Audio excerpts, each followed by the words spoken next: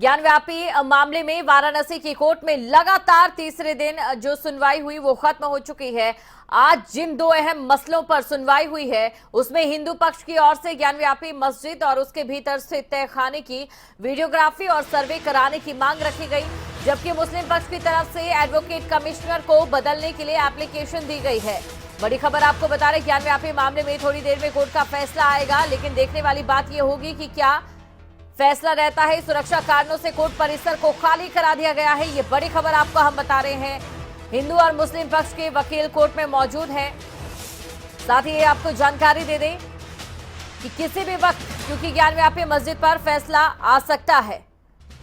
Allahabad high court की ओर से हालांकि पहले निरीक्षण को लेकर मंजूरी दी गई थी, लेकिन इसके बाद जो तमाम चीजें निकलकर सामने आई और अभी फिलहाल अगर मौजूदा वक्त की बात करें तो सुरक्षा कारणों की वजह से खाली करा दिया गया है कोर्ट परिसर। आज ज्ञानव्यापी मामले में किसी भी वक्त फैसला आ सकता है। ज्ञानव्यापी मामले में थोड़ी देर में फैसला संभव है। बड़ी खबर आपको हम बता रहे हैं वाराणसी की ज्ञानव्यापी मस्जिद जो कि एक बार फिर से चर्चाओं में है।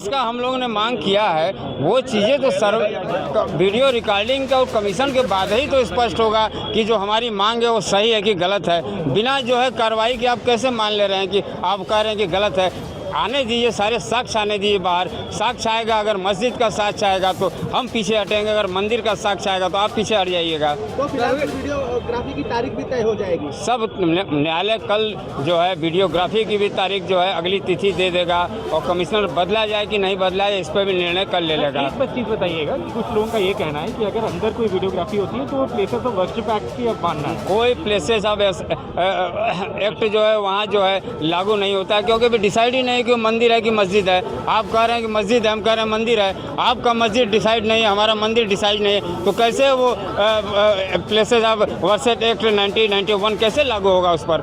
जब वो तय ही नहीं है, जब वो तय होता है कि अगर ये मस्जिद है तो हम पीछे हम पूरे एक्ट के अधिकार के तहत आपको जो है हमको रोका जाता।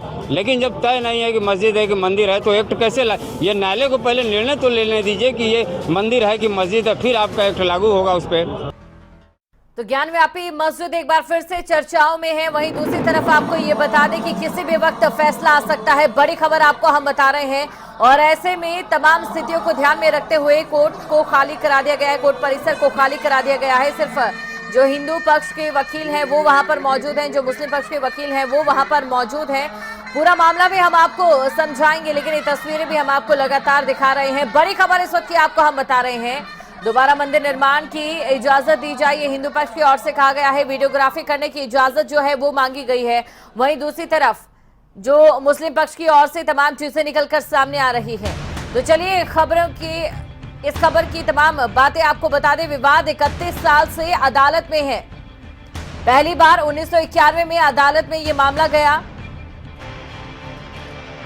ज्ञानव्यापी मस्जिद मंदिर तोड़कर बनाई है, ये हिंदू पक्ष की ओर से कहा जा रहा है। दोबारा मंदिर के निर्माण की इजाजत दी जाए, ये हिंदू पक्ष की ओर से मांग की जा रही है। 1669 में मुगल शासक औरंगजेब ने ज्ञानव्यापी मस्जिद बनाया था, मंदिर नहीं था और शुरुआत से ही मस्जिद बनी थी। मुस्लिम पक्ष की ओर से कहा गया है। काशी विश्वनाथ मंदिर और ज्ञानव्यापी मस्जिद का ये विवाद एक बार फिर से चर्चाओं में है। और चलिए अब आपको ये बता देते हैं कि इस पूरे मामले को लेकर हिंदुओं की मांग क्या है। पहली मांग ये है कि अदालत पूरे ज्ञानव्यापी परिसर को काशी मंदिर के साथ, और वहीं दूसरी मांग उनकी ये है कि मस्जिद को, तो देखिए ये तमाम मांगे हम आपको दिखा रहे हैं। तीसरी मांग है कि जो मंदिर पुनर्निर्माण है वो करने की इजाजत दी जाए। ये तमाम मांगे जो हिंदू पक्ष की हैं वो टीवी स्क्रीन पर आप देख सकते हैं।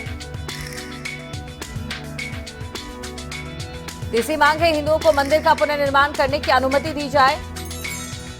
वहीं दूसरी तरफ पहली मांग है अदालत पूरे ज्ञानव्यापी परिसर को काशी मंदिर का हिस्सा घोषित करे।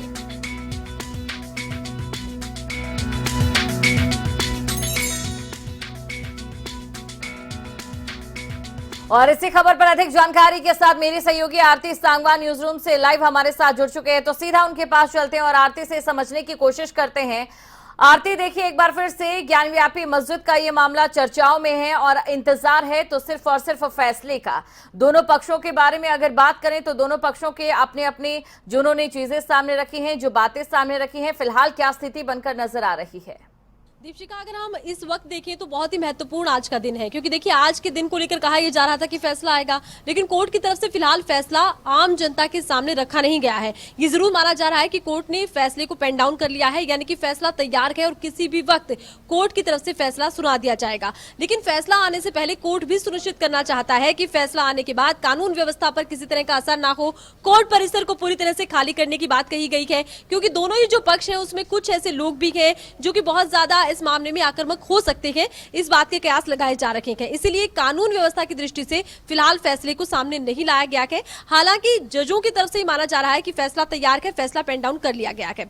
अब इस मामले में विवाद ये है कि इस मस्जिद को लेकर, ज्ञानव्यापी मस्जिद को लेकर हिंदू पक्ष की तरफ से कहा जा रहा है कि गौरी श्रृंगार मंदिर है, जो कि बहुत पुराना मंदिर है और औरंगजेब का जब काल था, औरंगजेब जब यहाँ पर राज करते थे तो उन्होंने इस मंदिर को तुड़वा दिया था।